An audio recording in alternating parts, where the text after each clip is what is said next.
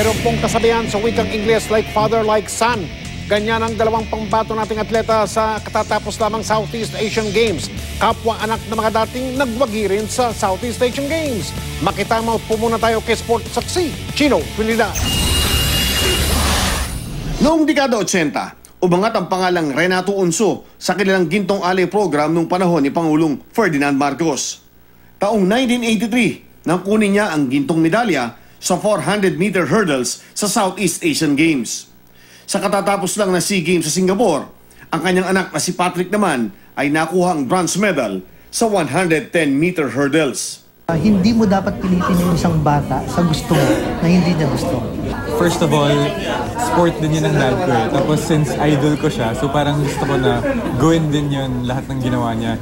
Si Emerson Obiena ay nagpakita ng tibay sa tagal ng kanyang karir sa SEA Games at nakadalawa siyang silver medals. Isa noong 1993 na sinundan niya noong 1999 sa pole vault. Sa 2015 Southeast Asian Games, ang anak namang si Ernest Jan nakasungkit ng silver medal sa kaparehas na event. Nire-remind ko lang sa kanya na pareho tayo ng gusto. Bilang coach, magbibigay ako sa iyo ng mga feedback. And hindi lahat ng feedback na ibibigay ko sa iyo would be positive. Kasi kung positive lahat na ibibigay ko sa feedback, hindi ka na mag-improve. Pagdating sa field, he's more of a coach than your dad. Advantage, di ba? Opo, advantage.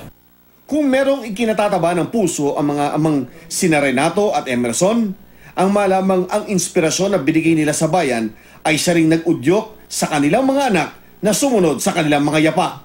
Ang anak ko dapat magsilbi rin sa bansa. Diba? Wala kaming kayamanan. Diba? Hindi isa material eh. Material. Chino Trinidad, Nakadutok, 24 Oras.